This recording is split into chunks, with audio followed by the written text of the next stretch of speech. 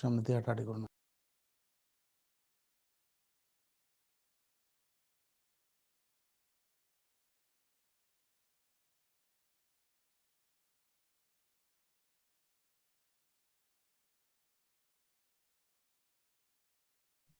আসসালামু আলাইকুম রহমতুল্লাহ বরকাত। আলহামদুলিল্লাহ নাহমাদুহু ওয়া নুসাল্লি আলা রাসূলিহিল কারীম, আম্মা বা'দ।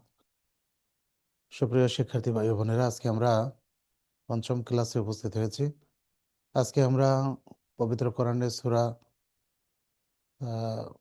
মাউন, সূরা কুরাইশ এবং সূরা ফিল, এই তিনটা আলোচনা করবো ইনশাআল্লাহ। কারণ হলো, যেহেতু আমরা 40টা ক্লাসে পুরা আম পারা শেষ করবো, সেজন্য প্রথম দিকে ছোট ছোট সূরাগুলি একটু বেশি বেশি করে আমরা শেষ করার চেষ্টা করছি। আমরা প্রথম সূরা মাউন থেকে শুরু করবো ইনশাআল্লাহ। আউযু বিল্লাহি মিনাশ শাইতানির রাজীম। বিসমিল্লাহির রহমানির রহিম। আরাআইতাল্লাযী ইউকাযযিবু বিদ্দীন ফাযালিকাল্লাযী ইয়াদউল ইয়াতীম ওয়া লা ইয়াহুয্যু আলা তাআমিল মিসকিন ফাওয়াইলুল লিল মুসাল্লিন আল্লাযীনা হুম আন সালাতিহিম সাহুন আল্লাযীনা হুম ইউরাউনা ওয়া ইয়ামনাউনাল মাউন।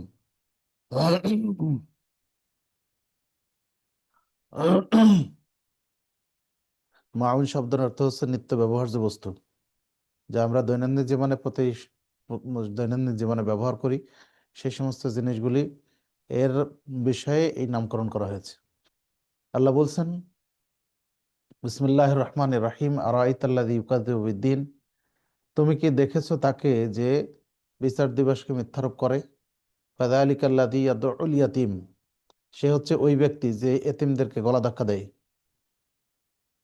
ওয়া লা ইয়াহুয্যু আলা তাআমিল মিসকিন, এবং সে অভাবীদেরকে খাদ্যদানে উৎসাহিত করে না। ফাওয়াইলুল লিল মুসাল্লিন, অতঃপর দুর্ভোগ ওই সমস্ত মুসল্লির জন্য। আল্লাযীনা হুম আন সালাতিহিম সাহুন, যারা তাদের সালাত থেকে উদাসীন থাকে। আল্লাযীনা হুম ইউরাউন, এবং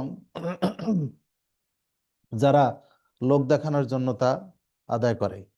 আল্লাযীনা হুম ইউরাউন ওয়া ইয়ামনাউনাল মাউন, এবং যারা নিত্য ব্যবহার্য বস্তু দানে বিরত থাকে। আবার বলছি, আরাআইতাল্লাযী ইউকাযযিবু বিদ্দীন, তুমি কি দেখেছো তাকে যে বিচার দিবসকে মিথ্যারোপ করে? ফাযালিকাল্লাযী ইয়াদউল ইয়াতীম, সে হলো ওই ব্যক্তি যে এতিমকে গলা ধাক্কা দেয়। ওয়ালা ইয়াহুয্যু আলা তাআমিল মিসকিন, এবং অভাবীদেরকে খাদ্যদানে উৎসাহিত করে না। ফাওয়াইলুল লিল মুসাল্লিন, দুর্ভোগ, অতঃপর দুর্ভোগ ওই সমস্ত মুসল্লির জন্য। আল্লাযীনা হুম আন সালাতিহিম সাহুন, যারা তাদের সালাত থেকে উদাসীন থাকে। আল্লাযীনা হুম ইউরাউন, যারা লোক দেখানোর জন্য সালাত আদায় করে, লোক দেখানোর জন্য তা আদায় করে। ওয়া ইয়ামনাউনাল মাউন, এবং যারা নিত্য ব্যবহার্য বস্তুদানে বিরত থাকে।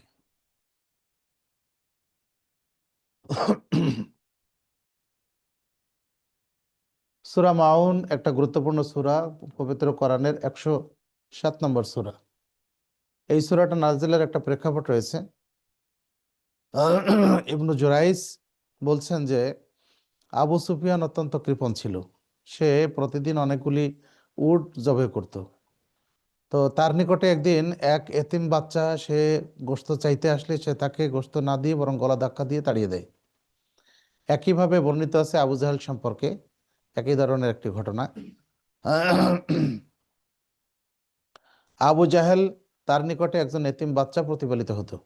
একদিন এই বাচ্চা নগ্নদেহে আবু জাহেলের কাছে তার সম্পত্তি সব সম্পত্তি চাইতে আসে। আবু জাহেল তার সম্পত্তি না দিয়ে বরং তাকে গলা ধাক্কা দিয়ে বের করে দেয়। মূলত সেই উদ্দেশ্যে আল্লাহ রাব্বুল আলামিন এই সূরাটা নাজিল করেছেন, সূরা আল মাউন। আমরা সংক্ষিপ্ত ব্যাখ্যায় যাচ্ছি, তাফসিরে যাচ্ছি। আরাআইতাল্লাযী ইউকাযযিবু বিদ্দীন, তুমি কি তাকে দেখেছো যে বিচার দিবসে মিথ্যারোপ করে? এখানে আরাআইতা, রাসূলুল্লাহ সাল্লাল্লাহু আলাইহি সাল্লামকে আরাআইতা অর্থ হলো আতা'লামু, তুমি কি জানো? আসলে রাসূল সাল্লাল্লাহু আলাইহি সাল্লাম যখন এই ঘটনা ঘটে তখন তো তিনি সেখানে ছিলেন না।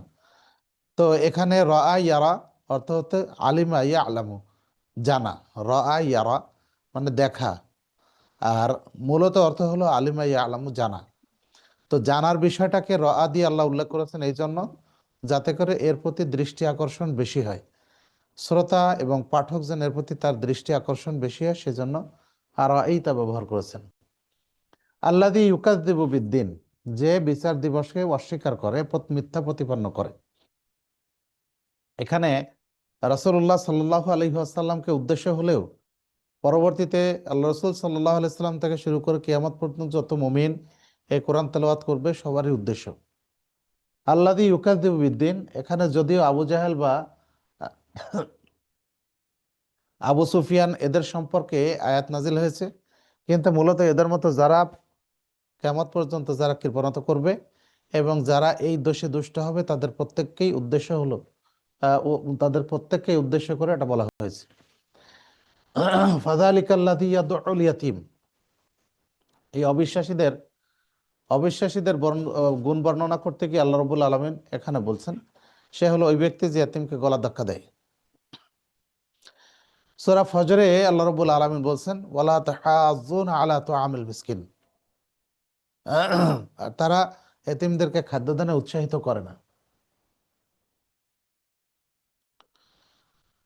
ফাযালিকাল্লাযী ইয়াদউল ইয়াতীম, এখানে ওই যারা কৃপণ তাদের বর্ণনা করা হয়েছে। মানে প্রথম আয়াতে আল্লাহ বলছেন যে আল্লাযী ইউকাযযিবু বিদ্দিন, যে বিচার দিবসকে অস্বীকার করে। তার আরেকটা গুণ হলো ফাযালিকাল্লাযী ইয়াদউল ইয়াতীম, সে হচ্ছে ওই ব্যক্তি যে এতিমকে গলা ধাক্কা দেয়।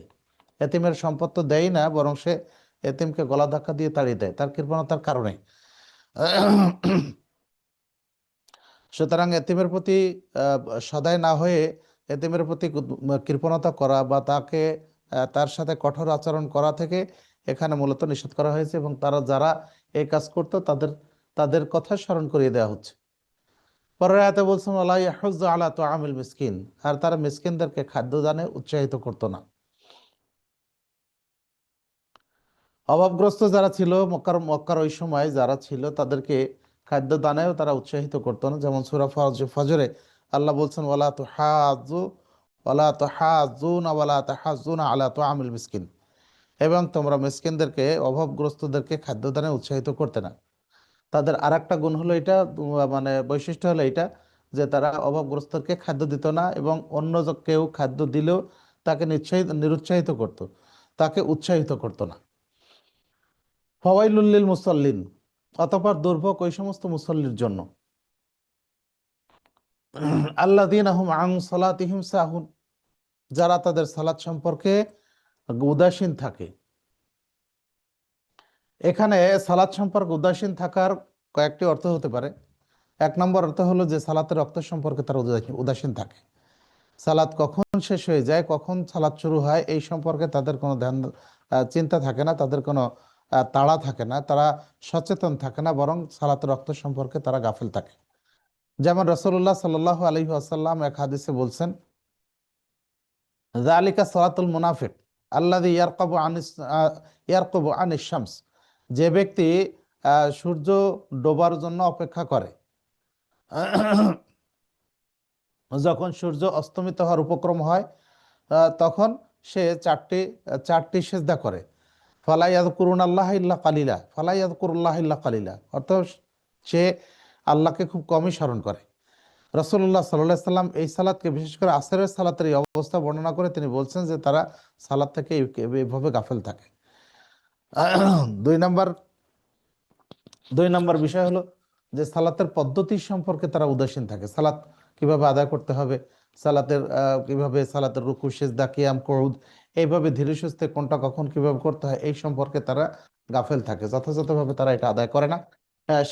সেই বিষয়টাও এটা এখানে অর্থ হতে পারে। বরং তারা তাদের সালাত সম্পর্কে উদাসীন থাকে, সালাত কিভাবে সুন্দর করে আদায় করা হবে সেই বিষয়ে তারা যথেষ্ট খেয়াল করে না। তাহলে ওই সমস্ত মুসল্লিদের জন্য ধ্বংস যারা হচ্ছে তাদের সালাত সম্পর্কে গাফেল থাকে। এই মুসল্লিদের আর একটা গুণ আল্লাহ বলছেন আল্লাযীনা হুম ইউরাউন, যারা লোক দেখানোর জন্য তা করে, মানে লোক দেখানোর জন্য সালাত আদায় করে। সমাজে এমন অনেক মানুষ আছে যারা সালাত আদায় করে লোক দেখানোর জন্য। রাসূল সাল্লাল্লাহু আলাইহি ওয়াসাল্লাম বলছেন মান সাম্মা সাম্মাহুল্লাহু ওয়া মান রাআহুল্লাহু বিহি, যে ব্যক্তি কোনো ইবাদত করে মানুষকে শোনানোর জন্য আল্লাহ তা মানুষকে শুনিয়ে দেবেন। আর যে ব্যক্তি কোনো ইবাদত করে লোক দেখানোর জন্য, আল্লাহ সেটা মানুষকে দেখিয়ে দেবেন, অর্থাৎ তার জন্য পরকালীন জীবনে কোনো অংশ থাকবে না। সুতরাং যে ব্যক্তি এই যে সমস্ত মুসল্লি মানুষকে দেখানোর জন্য সালাত আদায় করে, তাদের তাদের মানে তাদের ধ্বংসের কথা উল্লেখ করে, অর্থাৎ যে সমস্ত মুসল্লির জন্য ধ্বংস, আফসোস, তাদের দ্বিতীয় গুণ হলো যে তারা মানুষকে দেখিয়ে সালাত আদায় করে। তাদের আর একটা গুণ হলো ইয়ামনাউন আল মাউন, তারা নিত্য ব্যবহার্য বস্তু দানে বিরত থাকে। এখানে নিত্য ব্যবহার্য বস্তু দান, বস্তুর কথা বলতে, যেমন আমাদের প্রতিদিন যেগুলি ব্যবহার হয়, হাঁড়ি পাতিল, তারপরে দা, বটি, এছাড়া যেমন আগুন জ্বালানোর জন্য যেমন বিভিন্ন প্রয়োজন হয়, বা কাউকে আগুন দিতেও তারা মানুষকে নিষেধ করতো। নিজেরা তো কাউকে দিত না, কেউ যদি দিতে আসতো, দিতে যেত, তাহলে তাকেও তারা নিষেধ করত। এইসব গুণাবলীগুলি আল্লাহ রবুল আলমিন একদিকে কাফেরদের গুণ, আর একদিকে যারা সালাত আদায় করে সেই সমস্ত সালাতের যারা যে সমস্ত মুসল্লিদের জন্য আফসোস আল্লাহ করেছেন বা ধ্বংসের কথা বলেছেন, সেই সমস্ত মুসল্লির পরবর্তী তিনটি গুণ আল্লাহ রবুল আলমিন এই সূরাতে বর্ণনা করেছেন। এরপরে হচ্ছে সূরা কুরাইশ, যেটা পবিত্র কোরআনের 106 নম্বর সূরা। পবিত্র কোরআনের 106 নম্বর সূরা হচ্ছে সূরা আল কুরাইশ। কুরাইশ, এখানে কুরাইশ বংশের কথা বোঝানো হয়েছে। বিসমিল্লাহির রহমানির রহিম। লিইলাফি কুরাইশ, কুরাইশদের অনুরাগের কারণে, ইলাফিহিম রিহলাতাশ শিতা ওয়াস সাইফ, তাদের অনুরাগের কারণে শীত ও গ্রীষ্মকালীন সফরের প্রতি। ফালিয়াবুদু রাব্বা হাযাল বাইত, অতএব তারা যেন ইবাদত করে এই গৃহের মালিকের। আল্লাযী আত'আমাহুম মিন জু' ওয়া আমানাহুম মিন খাউফ, যিনি তাদেরকে ক্ষুধায় অন্ন দান করেছেন এবং ভীতি হতে নিরাপদ করেছেন। আমি আবার বলছি, ইলাফি কুরাইশ, কুরাইশদের অনুরাগের কারণে, ইলাফিহিম রিহলাতাশ শিতা ওয়াস সাইফ, তাদের অনুরাগের কারণে শীত ও গ্রীষ্মকালীন সফরের প্রতি, অনুরাগ বা আসক্তির কারণে। ফালিয়াবুদু রাব্বা হাযাল বাইত, অতএব তারা যেন ইবাদত করে এই গৃহের মালিকের, অর্থাৎ কাবা গৃহের মালিকের। আল্লাযী আত'আমাহুম মিন জু' ওয়া আমানাহুম মিন খাউফ, যিনি তাদেরকে ক্ষুধায় অন্ন দান করেছেন এবং ভীতি হতে নিরাপত্তা দান করেছেন। সূরা কুরাইশ একটা গুরুত্বপূর্ণ সূরা। সূরা কুরাইশ, এখানে আল্লাহ রাব্বুল আলামিন কুরাইশদের কতগুলি বিষয় এখানে উল্লেখ করেছেন। রাসূলুল্লাহ সাল্লাল্লাহু আলাইহি ওয়াসাল্লাম বলেছেন, আল্লাহ রাব্বুল আলামিন কুরাইশদের 7টা বিষয় মর্যাদা দিয়েছিলেন। এক নম্বর, রাসূল সাল্লাল্লাহু আলাইহি ওয়াসাল্লাম বলছেন যে আমি কুরাইশদের ভিতরে আমি কুরাইশি। 2 নম্বর হলো, রাসূল সাল্লাল্লাহু আলাইহি ওয়াসাল্লাম তিনি আরবে এসেছেন এবং কুরাইশদের মধ্যে এসেছেন। 3 নম্বর হলো, কুরাইশরা হচ্ছে বাইতুল্লাহর রক্ষক, মানে বাইতুল্লাহকে হেফাজত করার জন্য কুরাইশই দায়িত্বপ্রাপ্ত। 4 নম্বর হলো, তারা হাজীদের পানি পান করায়। 5 নম্বর হলো যে আল্লাহ রাব্বুল আলামিন হাজীদের পানি পান করায়। 5 নম্বর হলো, আল্লাহ রাব্বুল আলামিন তাদেরকে নিরাপত্তা দান করেছেন কাবাগরের সম্মানের কারণে। 5 নম্বর হলো, আল্লাহ রাব্বুল আলামিন আব্রাহার কবল থেকে তাদেরকে হেফাজত করেছেন, হস্তি বাহিনীর কবল থেকে তাদেরকে হেফাজত করেছেন। আর 6 নম্বর হলো যে আল্লাহ রাব্বুল আলামিন এই যে হস্তি বাহিনীর পক্ষ থেকে যখন তাদেরকে হেফাজত করা হয়, তখন তারা 7 বছর পর্যন্ত আল্লাহ রাব্বুল আলামিনের ইবাদত ছাড়া অন্য কারো ইবাদত তারা করেনি। এইভাবে কুরাইশদের যে মর্যাদাগুলি দেওয়া হয়েছিল সূরা কুরাইশে সেই বিষয়গুলি আল্লাহ রাব্বুল আলামিন স্মরণ করিয়ে দিয়েছেন। আমরা এখানে সংক্ষিপ্ত তাফসির সূরা কুরাইশের সংক্ষিপ্ত তাফসিরে যাচ্ছে। আল্লাহ বলছেন, লিইলাফি কুরাইশ, কুরাইশদের অনুরাগের কারণে। আমরা জানি যে কুরাইশরা তারা ব্যবসা বাণিজ্য করত এবং ব্যবসা বাণিজ্য নির্ভরই ছিল। ব্যবসা বাণিজ্যের কারণেই কিন্তু তারা মানে সচ্ছলতা লাভ করেছিল। আর যেহেতু মক্কায় সেই সময় তেমন কোনো ফসল উৎপাদিত হতো না, ফলে তাদের বিষয়টি ছিল ব্যবসা নির্ভর। তারা শীত এবং গ্রীষ্মকালে যে বাণিজ্য করত বিভিন্ন দেশে, সেগুলোর উপর ভিত্তি করেই সেই দেশের খাদ্য পানীয় বা ফল ফলাদির ব্যবস্থা সেখানে হতো। সেজন্য তাদের ব্যবসার প্রতি আগ্রহটা বেশি ছিল, তাদের আসক্তিটা বেশি ছিল। আল্লাহ রাব্বুল আলামিন সেটা বলছেন, লি ইলাফি কুরাইশ, কুরাইশদের অনুরাগের কারণে, তাদের আকর্ষণের কারণে, আসক্তির কারণে। ইলাফিহিম রিহলাতাশ শিতাই ওয়াস সাইফ, তাদের অনুরাগের কারণে শীত ও গ্রীষ্মকালীন সফরের প্রতি। তারা শীতকালে শীতকালে তারা ইয়েমেনে গমন করত, শীতকালে তারা সিরিয়াতে গমন করত, কারণ সিরিয়া হচ্ছে গ্রীষ্ম প্রধান দেশ। আর গরমকালে তারা ইয়েমেনে গমন করত, কারণ গরম ইয়েমেন হচ্ছে শীত প্রধান দেশ। একইভাবে মক্কার পাশে তায়েফেও একটা নাতিশীতোষ্ণ পরিবেশ, সেখানে সুন্দর আবহাওয়া। যে মক্কা যখন শীত থাকে, তায়েফে তখন নাতিশীতোষ্ণ, বা যেহেতু সেখানে আবহাওয়া থাকে উষ্ণ, কিছুটা উষ্ণ। আবার যখন মক্কায় গ্রীষ্ম থাকে, তখন তায়েফের আবহাওয়া থাকে অনেকটাই আর্দ্র, মানে সেখানে কিছুটা ঠান্ডা। সেজন্য এই দুই দিক দিয়ে আল্লাহ রাব্বুল আলামিন তাদেরকে তাদেরকে হেফাজত করেছেন। এবং তাদের আসক্তি ছিল যে তারা এই শীত এবং গ্রীষ্ম উভয় সময় তারা বিভিন্ন দেশে সফর করতে, বাণিজ্য করত। গ্রীষ্মকালে যেমন ইয়েমেনে গিয়ে তারা সেখান থেকে সেখানকার খাদ্যশস্য, খাদ্যদ্রব্য এগুলো নিয়ে আসতো। ঠিক তেমনিভাবে গ্রীষ্মকালে শামে গিয়ে তারা যেমন সেখানকার ফসলাদি নিয়ে আসতো, শীতকালে তেমনি ইয়েমেনে গিয়ে সেখানকার শীতকালীন ফলমূল শস্যাদি এগুলি তারা নিয়ে আসতো। এভাবে তারা ব্যবসা করতো, আর এই ব্যবসায়ের প্রতি তাদের আগ্রহটা বেশি ছিল। আল্লাহ রাব্বুল আলামিন সে বিষয়টা এখানে উল্লেখ করেছেন। ফালিয়াবুদু রাব্ব হাযাল বাইত, অতএব তারা যেন এই তারা যেন ইবাদত করে এই গৃহের মালিকের। যেহেতু আল্লাহ রাব্বুল আলামিন তাদের ক্ষুধায় তাদেরকে অন্ন দিয়েছেন এবং তাদেরকে নিরাপত্তা দান করেছেন, সেজন্য তারা যেন এই গৃহের মালিকের ইবাদত করে। ইবাদত হচ্ছে, আল ইবাদাতু হিয়া ইসমুন জামিউন লিকুল্লি মা ইউহিব্বুল্লাহু ওয়া ইয়ারদাহু মিনাল আকওয়ালি ওয়াল আমালিজ যাহিরাতি ওয়াল বাতিনা। ইবাদত হচ্ছে এমন সামগ্রিক বিষয়ের নাম যা আল্লাহ রাব্বুল আলামিন পছন্দ করেন এবং যার প্রতি তিনি সন্তুষ্ট, সেটা মানুষের কথা কর্ম প্রকাশ্য হোক অথবা গোপন হোক। তাহলে এই কথা কর্ম এইগুলির উপরে ভিত্তি করে এটা হচ্ছে ইবাদত। সুতরাং তাদের উচিত, যেহেতু আল্লাহ রাব্বুল আলামিন তাদেরকে হেফাজত করেছেন, এই গৃহের মালিকের তাদের ইবাদত করা উচিত। এখানে আরেকটা বিষয়ে এখানে লুকিয়ে আছে, সেটা হলো এই যে আল্লাহ রাব্বুল আলামিন এই গৃহের মালিকের ইবাদত করার কথা বলেছেন। যদিও এই গৃহের অভ্যন্তরে বহু দেবদেবী, বহু মূর্তি তাদের রয়েছে, সেই মূর্তিগুলির ইবাদত বাদ দিয়ে আল্লাহ রাব্বুল আলামিন বলছেন এই গৃহের যিনি মালিক তার ইবাদত করার, অর্থাৎ একমাত্র আল্লাহ রাব্বুল আলামিনের ইবাদত তাদের করা উচিত। আল্লাহ রাব্বুল আলামিন সেটা বলছেন। এর পরের আয়াত আল্লাহ বলছেন, আল্লাযী আত'আমাহুম মিন জু ওয়া আমানাহুম মিন খাউফ, যিনি তাদেরকে ক্ষুধায় অন্নদান করেছেন এবং আহ, ভীতি হতে নিরাপত্তা দান করেছেন, নিরাপদ করেছেন। তাহলে কিভাবে ভীতি? যেমন আল্লাহ রাব্বুল আলামিন তাদের ব্যবসা বাণিজ্যের সুযোগ করে দিয়ে তারা যখন ক্ষুধার্ত থাকে, তারা যখন মানে খাবারের কষ্টে থাকে, খাদ্য দ্রব্যের কষ্টে যখন থাকে, তখন আল্লাহ রাব্বুল আলামিন এই বাণিজ্যের ব্যবস্থা করে দিয়ে তাদের জন্য খাদ্য, বস্ত্র এগুলির খাদ্যশস্যের এগুলির ব্যবস্থা তিনি করে দিয়েছেন।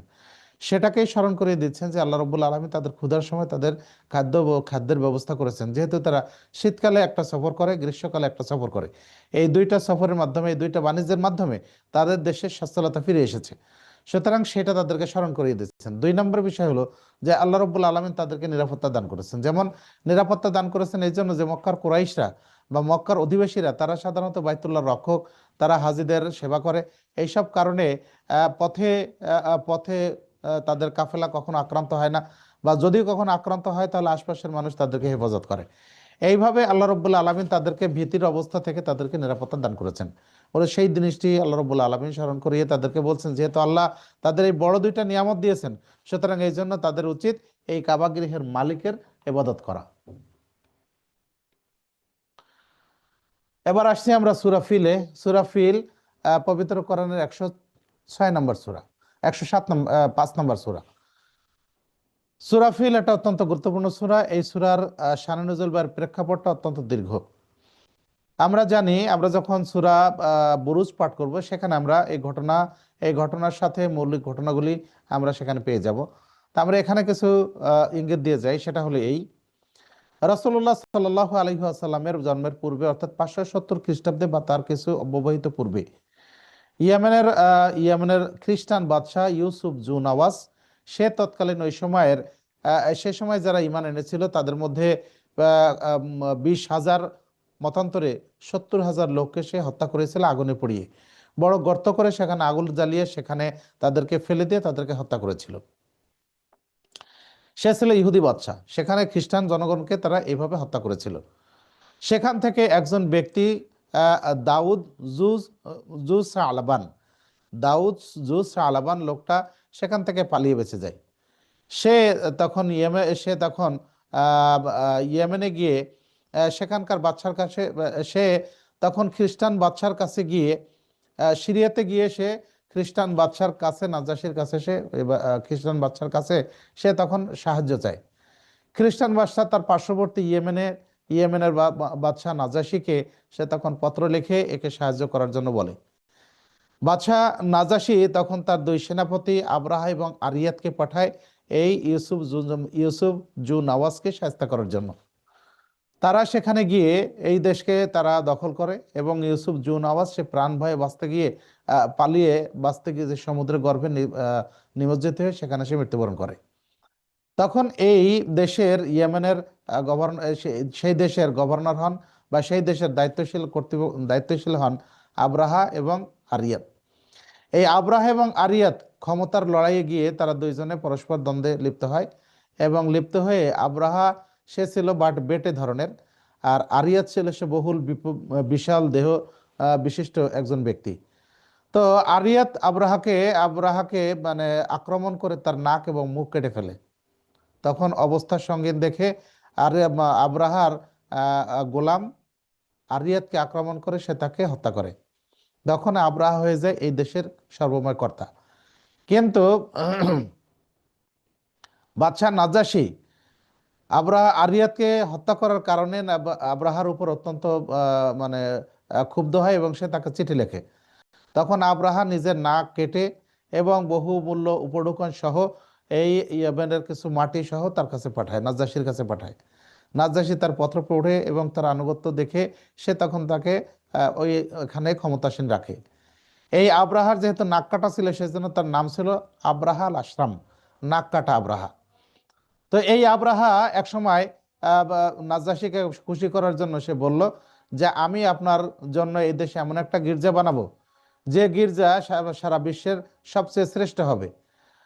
সে তখন এই গির্জা তৈরি করে এবং এই গির্জা তৈরি করার পরে সে মক্কায় যারা হজ করার জন্য যে তাদেরকে আহ্বান জানায় যে এই গির্জায় যেন এসে তারা হজ সমাপন করে। তো সেখানে কথিত আছে যে এক লোক ক্ষুব্ধ হয়ে সে গির্জাতে ঢুকে সেখানে গিয়ে সে পায়খানা করে, ফলে আবরাহা অত্যন্ত রেগে যায়। অন্য বর্ণনায় আছে যে সেখানকার অনেকগুলি যুবক গিয়ে সেই গির্জায় আগুন ধরিয়ে দেয়, ফলে সে গির্জা পুড়ে ধূলিসাৎ হয়ে যায়। তখন আবরাহা ক্ষুব্ধ হয়ে মক্কা বা বাইতুল্লাহকে ধ্বংস করার জন্য কোনো বর্ণনায় আছে 60,000, কোনো বর্ণনায় আছে 20,000, তবে 60,000 বর্ণনাটাই এটা বিশুদ্ধ প্রমাণিত হয় বা বিশুদ্ধ বলে ধরে নেওয়া যায়। আর তার বাহিনীতে ছিল কোনো বর্ণনায় 1টা, কোনো বর্ণনায় 2টা, কোনো বর্ণনায় 8টা এবং কোনো বর্ণনায় 12টা হাতি ছিল। এই হাতিগুলি সে এজন্য নিয়ে এসেছিল যাতে কাবা ঘরের চারিদিকে রশি বেঁধে এই হাতির ঘাড়ে বেঁধে দিয়ে একবারে টেনে ফেলে সেটাকে উপড়ে ফেলা যায়, টেনে ফেলে দিয়ে উপড়ে ফেলা যায়, এই জন্য তারা হাতির সাথে করে নিয়ে এসেছিল। এভাবে তারা আসে এবং প্রতিমধ্যে তারা বিভিন্ন গোত্র তাদেরকে বাধা দিলেও সবাই তাদের কাছে পরাস্ত হয়।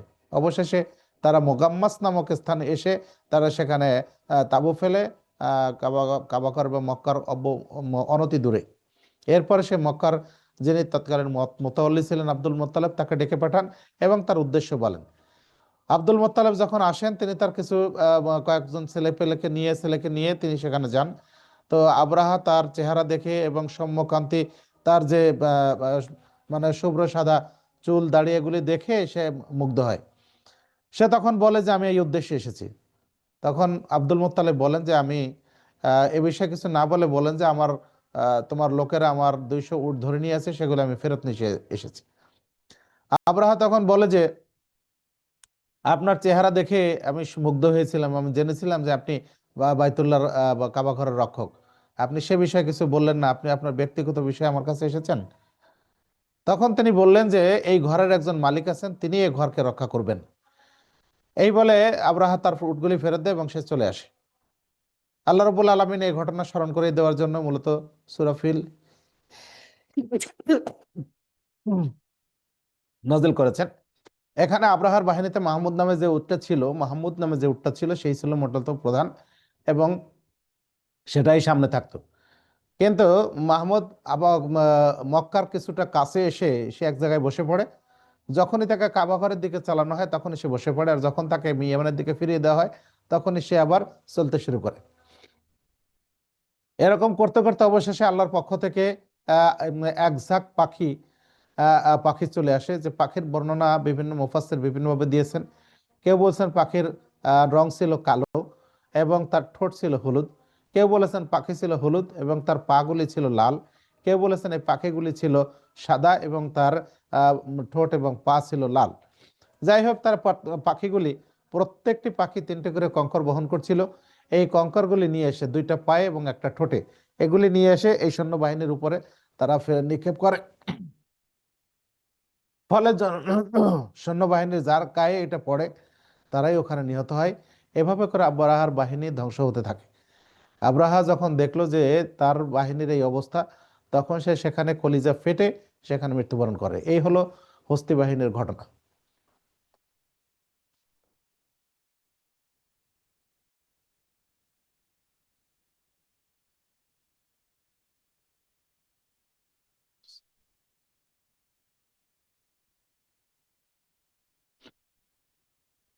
তাহলে সূরা ফিল মূলত এই হস্তি বাহিনীর ঘটনা স্মরণ করিয়ে দেওয়ার জন্যই মূলত নাজিল হয়েছে। এবং এটাকে বলা যায় যে রাসূল সাল্লাল্লাহু আলাইহি ওয়াসাল্লামের একটা অন্যতম মুজিজা, যে রাসূল সাল্লাল্লাহু আলাইহি ওয়াসাল্লাম তখন ছিলেন না, অথচ কুফারে কুরাইশে কাফেরদেরকে আল্লাহ রাসূল সাল্লাল্লাহু আলাইহি সাল্লাম এই পূর্বের ঘটনাগুলি তাদেরকে বর্ণনা করে শুনিয়েছিলেন। আল্লাহ বলছেন, আলাম তারা কাইফা ফাআলা রাব্বুকা বিআসহাবিল ফিল। তুমি কি শোনোনি তোমার প্রভু হস্তি বাহিনীর সাথে কি আচরণ করেছিলেন, কিরূপ আচরণ করেছিলেন? আলাম ইয়াজআল কাইদাহুম ফি তাদলিল। তিনি কি তাদের চক্রান্ত নস্যাৎ করে দেননি? ওয়া আরসালা আলাইহিম তায়রান আবাবিল। তিনি তাদের উপর প্রেরণ করেছিলেন ঝাঁকে ঝাঁকে পাখি। তারমিহিম বিহিজারাতিম মিন সিজ্জিল। যারা তাদের উপর নিক্ষেপ করেছিল মেটেল পাথরের কঙ্কর। ফাজআলাহুম কাআসফিম মাকুল। অতঃপর তিনি তাদেরকে করে দেন ভক্ষিত তৃণ সদৃশ। আমি আবার বলছি, আলাম তারা কাইফা ফাআলা রাব্বুকা বিআসহাবিল ফিল। তুমি কি শোনোনি তোমার প্রভু হস্তি বাহিনীর সাথে কিরূপ আচরণ করেছিলেন? আলাম ইয়াজআল কাইদাহুম ফি তাযলিল। তিনি কি তাদের চক্রান্ত নস্যাৎ করে দেননি? ওয়া আরসালা আলাইহিম তায়রান আবাবিল। তাদের উপরে প্রেরণ করেছিলেন ঝাঁকে ঝাঁকে পাখি। তারমিহিম বিহিজারাতিম মিন সিজ্জিল। যারা তাদের উপরে নিক্ষেপ করেছিল মেটেল পাথরের কঙ্কর। ফাজা আলাহুম কাআসফিম মাকুল। অতঃপর তিনি তাদের ভোগ করে দেন ভক্ষিত তৃণ সদৃশ। আমরা সংক্ষিপ্ত তাফসিরে যাচ্ছি। আল্লাহ বলছেন, আলাম তারা কাইফা ফাআলা রাব্বুকা বিআসহাবিল ফিল। তুমি কি শোনোনি তোমার প্রভু হস্তিওয়ালাদের সাথে কিরূপ আচরণ করেছিলেন? এখানে ওই একইভাবে আলাম তারা, আসলে এখানে অর্থ হবে আলাম তা আলাম, তুমি কি জানোনি, তুমি কি শোনোনি, আলাম তাসমা, তুমি কি শোনোনি, কাইফা ফাআলা রাব্বুকা বিআসহাবিল ফিল, তোমার প্রতিপালক তোমার হস্তি বাহিনীর সাথে কিরূপ আচরণ করেছিলেন। তাহলে এখানে আলাম তারা আসলে হচ্ছে আলাম তাসমা, কারণ রাসূল সাল্লাল্লাহু আলাইহি ওয়াসাল্লাম তখন তো ছিলেন না, সুতরাং তিনি এই ঘটনা কিভাবে দেখবেন। বরং এখানে আলাম তারা অর্থ হলো আলাম তাসমা, তুমি কি শোনোনি। মানে ঘটনা তো পরে শোনা যায়, কিন্তু তাৎক্ষণিকভাবে না থাকলে তো এটা দেখা যায় না। তো এখানে আল্লাহ রাব্বুল আলামিনের রাআ ইয়ারা, দেখা, এটা শব্দটা এই জন্য নিয়ে এসেছেন যাতে পাঠকের দৃষ্টি আকৃষ্ট হয় এবং এটাকে গুরুত্ব বোঝানোর জন্য, গুরুত্ব দেওয়ার জন্য মূলত তিনি এই শব্দ এখানে নিয়ে এসেছেন।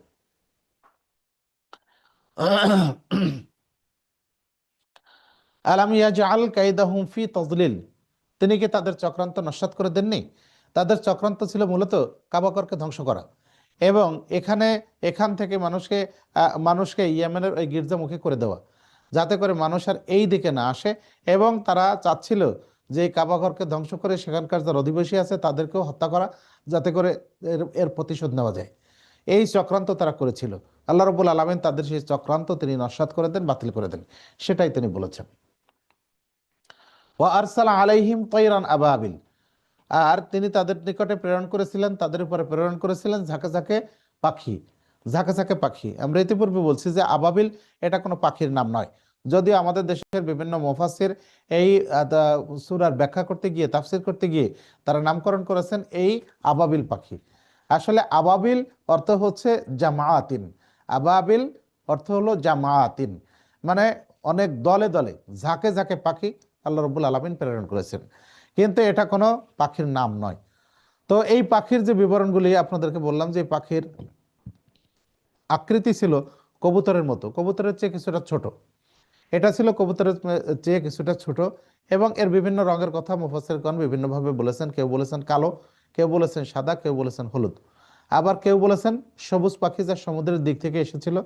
কিন্তু আব্দুল্লাহ ইবনে আব্বাস এবং মুজাহিদ বলেছেন এই পাখি আসমান থেকে এসেছিল, যা পূর্বেও কখনো দেখা যায়নি এবং পরেও কখনো দেখা যায়নি।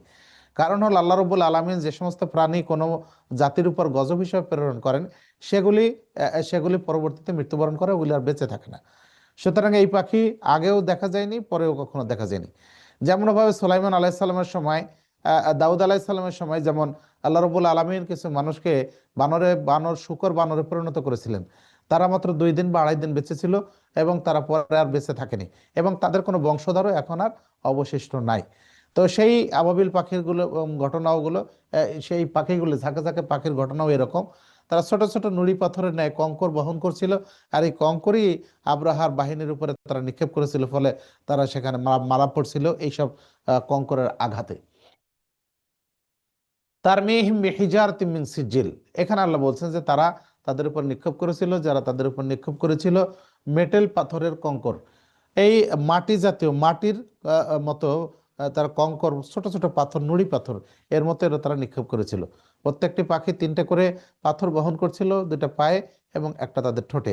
এইগুলির আঘাতেই তারা একবারে, মানে বলা যায় ভক্ষিত তৃণ সদৃশ হয়ে গেছিল, যেটা পরের আয়াতে আল্লাহ রাব্বুল আলামিন বলছেন। তারমিহিম বিহিজারাতিম মিন সিজিল ফাজআলাহুম কাআসফিম মাকুল, অতঃপর তিনি তাদের করে দেন ভক্ষিত তৃণ সদৃশ। আমরা দেখি যে যখন গরু ছাগল এরা যখন ঘাস খায়, ঘাস খাওয়ার পর জাবর কাটার আগেই তাদের পেটে কিন্তু এটা অর্ধভক্ষিত হয়ে একরকম থাকে। পরবর্তীতে যখন তারা জাবর কাটে, সেটা তখন তাদের ভিতরে এটা হজম হয়ে যায়। তো তার আগের যে অবস্থাটা, অর্থাৎ খাওয়ার পরপর যে অবস্থাটা, সেই অবস্থাটাকে বলা হচ্ছে ভক্ষিত তৃণ সদৃশ। অর্থাৎ তাদের যখন ঘাস পাতা যখন গরু ছাগল খায়, তখন পেটে প্রথম যে অবস্থা থাকে, সেই অবস্থাটাকে বোঝানো হয়েছে। আল্লাহ রাব্বুল আলামিন তাদেরকে এইভাবে ধ্বংস করে দিয়েছিলেন। এখনকার যারা এরকম অহংকারী রাজা বাদশাহ আছেন বা অহংকারী যারা আছেন, তাদের এখান থেকে শিক্ষা হলো, যারা অহংকারী এবং যারা শক্তির দাপট দেখায়, যারা দুনিয়াতে উদ্ধত্ত করে চলে, তাদের সাবধান হওয়া দরকার। যে আবজাহার মতো এই 60,000 সৈন্যের বাহিনী, সেখানকার হাতি সবগুলি কিন্তু তারা মারা পড়েছিল এই মাত্র ছোট্ট ছোট্ট নুড়ি পাথরের আঘাতে। আমরা জানি যে নমরুদেরও এরকম একটা মশার কারণেই তারও মৃত্যু ঘটেছিল। সুতরাং পৃথিবীর ইতিপূর্বে যত প্রতাপান্বিত সম্রাট এসেছে, নমরুদ বলি, ফেরাউন বলি, কারুন বলি, হামান বলিবে, তার পরবর্তী আবু জাহেল, আবু লাহাব, উতবা, সাইবা, যারাই পৃথিবীতে এসেছে শক্তিধর হিসাবে, যারা শক্তিমত্তা প্রদর্শন করেছে, কারোই কিন্তু পরিণতি ভালো হয়নি। সুতরাং আল্লাহ রাব্বুল আলামিন এই ছোট্ট পাখির নুড়ির আঘাতে যদি আব্রাহার বাহিনী ধ্বংস হতে পারে, তাহলে এখনকার সময় আল্লাহ রাব্বুল আলামিন চাইলে আমাদের দেশে যারা উদ্যত্ত প্রদর্শন করেন, সারা পৃথিবীতে যারা উদ্যত্ত প্রদর্শন করছেন, আল্লাহ তাদেরকে এরকম যে কোনো সময়, যে কোনো মুহূর্তে তাদেরকে ধ্বংস করে দিতে পারেন। আল্লাহর জন্য এটা কোনো কঠিন বিষয় নয়। বরং তিনি যখন কোনো কাজের ইচ্ছা করেন, তখন তিনি শুধু বলেন কুন ফায়াকুন, তখন শুধু বলেন হও আর হয়ে যায়, শুধু বলেন হও আর সেটা হয়ে যায়। সুতরাং আমাদের সাবধান হওয়া দরকার। আল্লাহ রাব্বুল আলামিন এই গুরুত্বপূর্ণ 3টি সূরা, এর মধ্যে তিনি একদিকে কাফেরদের অবস্থা, আর একদিকে যারা সালাত আদায় করে এবং সালাতটা যথাযথ করে না, অক্ত দেরি করে শেষ মুহূর্তে গিয়ে আদায় করে, কিংবা সালাত সম্পর্কে উদাসীন থাকে, সেই সমস্ত লোকদের অবস্থা এবং তার কিছু বৈশিষ্ট্য আল্লাহ বর্ণনা করেছেন সূরা মাউনে। সূরা ফিলে আল্লাহ রাব্বুল আলামিন কুরাইশদের যে অবস্থা ছিল, কুরাইশদের যে আসক্তির কারণ ছিল, সে বিষয়গুলি তাদেরকে স্মরণ করিয়ে দিয়ে আল্লাহর বাইতুল্লাহর যিনি মালিক, এই ঘরের যিনি মালিক, তার ইবাদত করার জন্য, অর্থাৎ একনিষ্ঠ ভাবে কেবল আল্লাহর ইবাদত করার জন্য তিনি আহ্বান জানিয়েছেন। সূরা ফিলে এসে আল্লাহ রাব্বুল আলামিন তিনি হস্তি বাহিনীর ঘটনা স্মরণ করিয়ে দিয়ে এই পৃথিবীতে যারা এখন উদ্ধত্ত করছে তাদের সাবধান করতে চেয়েছেন যে তারা যেন সাবধান হয়। আল্লাহর কাছে এটা কোনো ব্যাপারই নয় যে তাদের উদ্ধত্ত তিনি যে কোনো সময় বন্ধ করে দিতে পারেন। সুতরাং আমাদের এই সাবধান হওয়া দরকার।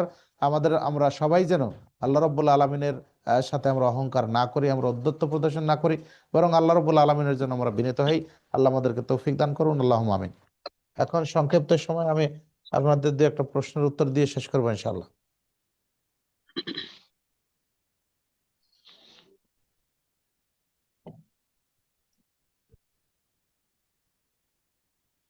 আসসালামু আলাইকুম রহমতুল্লাহ সাহেব।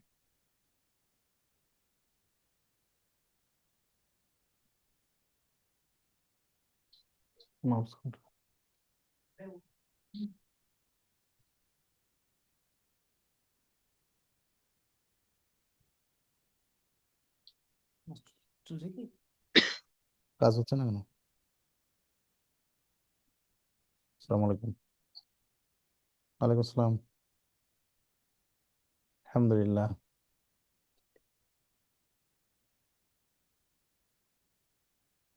নির্বাচনের সাহেব পর আমার একটা জন্য প্রশ্ন ছিল। একটু মুভ করতে চাচ্ছি না, পরিস্থিতি কেমন কি হয় না হয়। হ্যাঁ,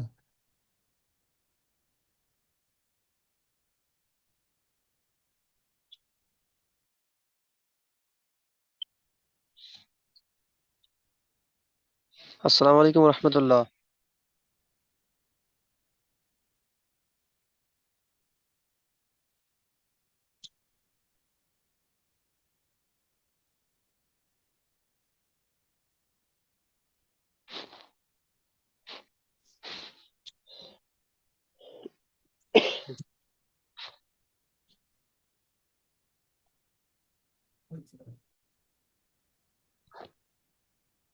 এরকম হচ্ছে কেন? এটা জি বলেন। আসসালামু আলাইকুম রহমতুল্লাহ। ওয়ালাইকুম আসসালাম রহমতুল্লাহ। সাহেব আপনি আমার একটা প্রশ্ন ছিল, সূরা মাউনে যে বললেন ওই যে ইয়েতিমের মালের বিষয়টা, আবু জাহেল যে মানে একজন ইয়েতিমের কাছ থেকে নিয়েছিল, অস্বীকার করেছিল, তখন রাসূলুল্লাহ সাল্লাল্লাহু আলাইহি ওয়াসাল্লাম তার কাছ থেকে নাকি উদ্ধার করেছিল। তখন এই ক্ষেত্রে বিভিন্ন বয়ানে শোনা যায় যে তখন নাকি কি যেন অদ্ভুত কিছু দেখেছিল, যে এটাকে এই বিষয়টা যদি একটু এটা ক্লিয়ার অন্য করতেন। ঘটনা, এটা অন্য ঘটনা। এই বিষয়টা যদি মানে এটা কি কোন হাদিসে আছে স্পষ্ট? এটা কেউ হাদিসে বলে আছে। কেউ কেউ বলে বাঘ দেখেছে, কেউ বলে সিংহ দেখেছে। এই বিষয়টা যদি না একটু না, বলতেন। তিনি বলছেন যে একটা উট আমি দেখেছিলাম যেটা আমাকে আমার দিকে তেড়ে আসছিল। পরে আল্লাহ রসুল জি, সাল্লাহ সাল্লাম বললেন ও যদি সামনের দিকে অগ্রসর হতো তাহলে আবু জাহেলকে ফেড়ে টুকরো টুকরো করে ফেলতো। হাদিসে আছে এটা। এই ঘটনাটা সত্য এটা? জি জি, ওটা সত্য। জাযাকাল্লাহ খায়ের। আসসালামু আলাইকুম। বারাকাল্লাহ ফিক।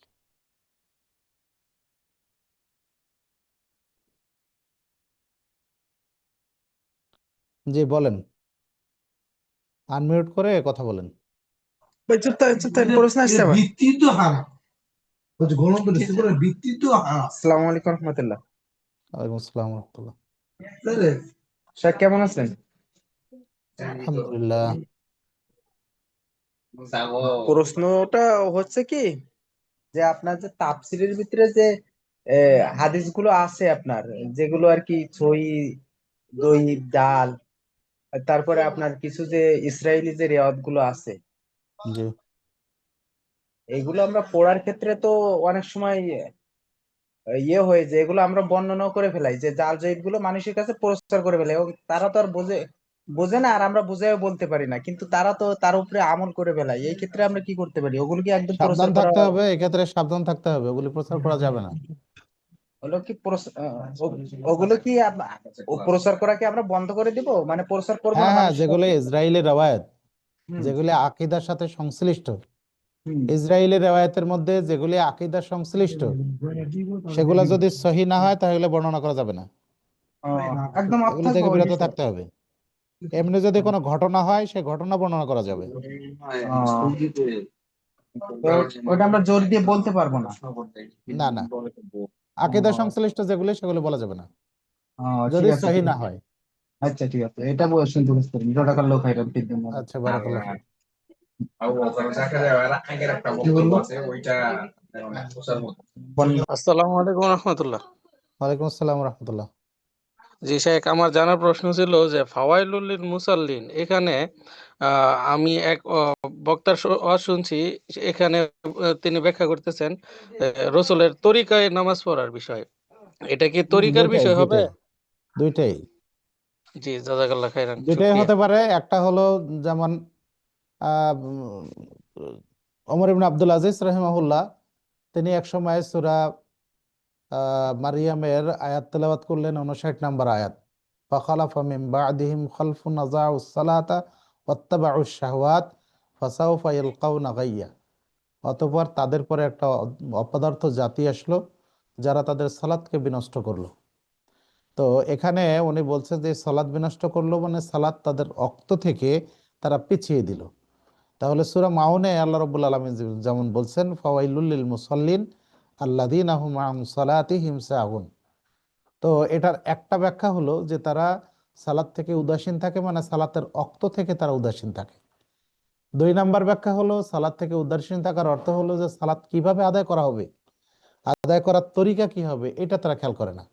মানে রাসূলের পদ্ধতিতে সালাত আদায় না করে নিজেদের মতো করে সালাত আদায় করে। এই ব্যাখ্যাও হতে পারে, দুটো অর্থই হতে পারে এখানে।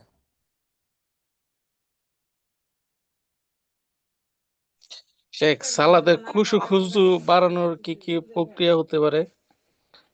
সালাতের খুশু বাড়ানোর জন্য প্রথমত প্রক্রিয়া হলো যে আপনার মানে পিছু টান হয় এমন কোনো জিনিস যদি আপনার সাথে থাকে, অথবা আপনার পিছু টান হতে পারে এরকম কোনো জিনিস থেকে নিজেকে আগে বিরত রাখতে হবে। যেমন ধরেন মোবাইল থাকতে পারে, আপনার বাড়ি কোনো সমস্যা থাকতে পারে, সেগুলি থেকে একেবারে ব্রেনটাকে খালি করতে ফেলতে হবে। 2 নম্বর হলো আপনি যা পড়ছেন সে পড়ার অর্থগুলি বোঝা দরকার। যদি আপনি পড়ার যে তাসবিহ পড়ছেন, যে দোয়া পড়ছেন, যে কেরাত পড়ছেন, এই অর্থ যদি আপনি বুঝেন, তাহলে কিন্তু আপনি জানবেন যে আমি আল্লাহর সাথে কথা বলছি, কিগুলি চাচ্ছি, কোন জিনিস আমি চাচ্ছি, কি তার সাথে বলছি। এটা যখন আপনি বলবেন তখন কিন্তু আপনার মনোযোগ বৃদ্ধি হবে। রাসূলুল্লাহ সাল্লাল্লাহু আলাইহি ওয়াসাল্লাম বলছেন যে ইজা সাল্লাইতা, যখন তুমি, ইজা কমা, আল্লাহ রাসূল বলছেন যখন তুমি সালাতে দাঁড়াবে, ফাযকুরিল মাউত, তখন তুমি মৃত্যুর কথা স্মরণ করো। ফা ইন্নার রাজুলা ইজা যাকারাল মাউত ফি সালাতিহি, কেননা যখন কোনো লোক তার সালাতে মৃত্যুর কথা স্মরণ করে, ফলে ইয়াতাহাররা আইয়ুহসিনা সালাতাহু, তাহলে সে তার সালাতটাকে উত্তম করে সম্পাদন করার জন্য চেষ্টা করবে। ওয়াসাল্লি সালাতা রাজুলিন আন্নাহু ইয়াজুন্নু লা ইউসাল্লি গায়রাহু, তুমি ওই ব্যক্তির মতো সালাত আদায় করো যে ধারণা করছে এটাই তার শেষ সালাত, এর পরে আর কোনো সালাত সে আদায় করতে পারবে না। তো এইভাবে যদি আমরা স্মরণ করি তাহলে আশা করা যায় যে আমাদের মনোযোগ বৃদ্ধি হবে। 3 নম্বর বিষয় হলো রাসূল সাল্লাল্লাহু আলাইহি ওয়াসাল্লাম বলছেন যে তখন তুমি সালাত আদায় করবে কাআন, তুমি তা'বুদুল্লাহ কাআন্নাকা তারাহু ওয়া ইল্লাম তাকুন তারাহু ফা ইন্নাহু ইয়ারাক। সালাত এইভাবে আদায় করো যেন তুমি আল্লাহকে দেখছো, আর যদি সেটা তোমার পক্ষে সম্ভব না হয় তাহলে তুমি মনে করবে যে আল্লাহ তোমাকে দেখছেন। তা আল্লাহর সামনে দাঁড়িয়ে আছি আমরা, আল্লাহ দেখছেন, এটা মনে করে সালাত আদায় করা গেলে অবশ্যই খুশু বৃদ্ধি হবে। তো আমরা, সময় যেহেতু আমাদের শেষ হয়ে গেছে, আর একটা ক্লাস শুরু হবে, আমরা এখানে শেষ করছি। আল্লাহ আপনাদের সবাইকে ভালো রাখুন, সুস্থ রাখুন এই কামনায়। সুবহানাক আল্লাহুম্মা ওয়া বিহামদিকা আশহাদু আল্লা ইলাহা ইল্লা আনতা আস্তাগফিরুকা ওয়া আতুবু ইলাইক। আসসালামু আলাইকুম ওয়া রাহমাতুল্লাহি ওয়া বারাকাতুহু।